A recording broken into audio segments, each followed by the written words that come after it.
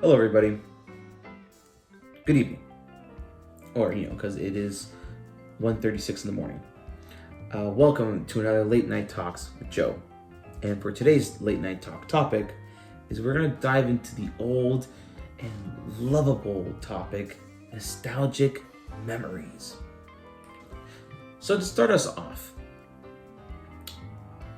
the reason why we love nostalgic memories is about how positive, like how we made positive memories, and how we can search deep in our minds and select a certain memory that we had in the good old days. One of the key things about nostalgic memory is that it was like the power of the positive memories that we had. Like our minds legit make like notes or just like check marks, like, oh, we got to this point before, I know this thing. Looking at an old toy, oh man, I remember how I was little, I used to play with this toy. The good old days, like we have the ability to highlight the good times, filtering out like those challenges and difficulties, how we didn't have a care in the world about what we were doing, like the good old days. It's kind of like we have this mental highlight that just plays on and on and on, that emphasizes the laughter, the joy, the true happiness, and just how simple the moments were. So another key factor or key thing that we used to love about nostalgic memories was the familiar the film like sorry no I should say how familiar we were with stuff. Looking back, for example, just an example, like, oh man, I used to play with this toy car so much when I was a kid. Oh, I just loved just like driving my car over and over again. Zoom, just the good old days. It's like an aspect that plays into our nostalgia. It's kind of like it like associates with the youthfulness, sorry. Like the energy, the enthusiasm, and the sense that we have of like wonder that comes with being young just creates a lasting impression. It just stays there with us for the rest of our lives. Like when I'm 50, or like when I'm let's say for example, when I'm 60 years old, or when I'm 50 years old, my son goes, hey dad, what's Manhunt? I look back, I go, Manhunt, that's a game me and my friends used to play when I was your age. Honestly, I wish I could. I would love to say it to my son sometimes, when I get a son, or if I have a son. Yeah. Additionally, or to add on, I guess, there were certain periods in our lives that were marked by significant milestones. Getting your license. Turning 13, call yourself a teenager. Even now, turning 19 or 20 as an adult, doesn't matter. The biggest milestone ever will be coming into this world. That should be the biggest milestone of everyone's lives. Second one, I'd say, is probably getting married. I don't know. I'm just thinking of that.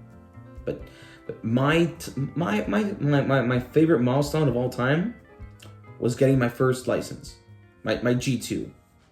Like, the G2 is fine and all, but like when you first get your G2, you feel that sense of freedom that comes off. Like you have no responsibilities, no rules, no boundaries. You can go wherever you want at any time you want. But there was one thing stopping you. And then we all know what it is. Starts with a P. Come on. Parents. Man, I remember when the day I got my G2, the first thing I said, the first thing my dad said when I got my G2, like before I was walking out when I was walking out to give my dad a hug after the driving instructor left the car, before I even gave him a hug, saying it because I was so happy, he goes, "Don't fuck this up." And if my dad is watching right now, don't lie, you said that. But that's just one memory we have. Let's move on to the next topic. So another topic that's kind of, I wouldn't say sad, well yeah, I guess you could say sad, is the loss, in a way. The loss of, I would say, losing someone back then, or losing something back then. Sometimes, let's say for example, we look at a yearbook, or not a yearbook, photo book, and it's just a bunch of photos when you were all kids and with these people that you used to love hanging out with, whether it's aunts and uncles and cousins. But then, unfortunately, you would remember that they passed away. But then you'd also remember that the great memories you made with that lost person still stays with you. And for that reason, it never makes you forget about that one person. Even though they're gone, they're not really gone, they're still in your hearts. And like sometimes our drive for like yearning the past is sometimes driven by loss. Like I lost this toy, I lost my favorite like baseball bat when I was a kid, I lost my favorite toy car, and like I once had a loved one that I loved very much, but unfortunately she passed away, but I still remember the good memories that I made with her, and for that reason, I don't forget her about it at all. Like, of course I'm sad that she passed away, but I'm happy for two things. I'm happy that she's in a better place, and I'm happy that I can still remember the things we used to do together. Even if you have a person that you used to love hanging out with or love seeing, even if, for example, they move away for a very long time, right? Yes, you're sad that they moved away, but you still get to remember the good memories that you had. As an example, I love my cousins. I don't see them every day, but sometimes I remember the fun stuff that we did. And also, I can still just send them a text, say, "Hi, how are you?" Stuff like that. So the loss of nostalgia is bad. It's sad, unfortunately. The lost aspect of that. But you get a better grasp of you get a better remembrance of the good stuff about the loss in a way. So another key, I should say the most important factor about nostalgia and remembering it is embracing the past, connecting it to the present, and see how it can be in the future.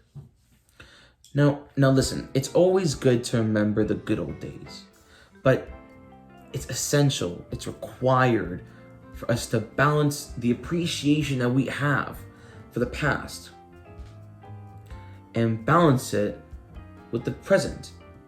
And we have to hope that it can benefit us in the future.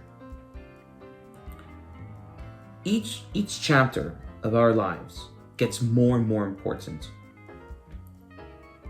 Going to school, middle school, high school, first kiss maybe, license, prom, graduation, university, finishing university, marriage, first kid. All of these milestones will soon to come for everybody. I hope for me. each chapter of our lives brings a unique experience and a great opportunity for us to cherish and to remember the memories that we had. And it opens our opportunities to make new adventures. Kind of a pun for Adventures of Joe. With all that being said, we hope that with nostalgic memories can help bring a healthy balance in our lives and into our own journey. We just we love the past, and we just hope that the past memories we can learn from, we could cherish from, and we can see how we can use those in our journey into this world. And with that being said, that's my look on nostalgic memories. So listen, comment down below and share your own thoughts about nostalgic memories. And if you want, leave an experience that you think that is really important, or leave a comment below sharing your experience that's really nostalgic for you that you'll never forget. All right? So listen, this is Adventures with Joe, signing off. I will try to post another video later on this week. 2 videos a week, like I said before. All right? Leave a comment down below, like and subscribe. And we will see you, and I'll see you guys in the next video. Peace.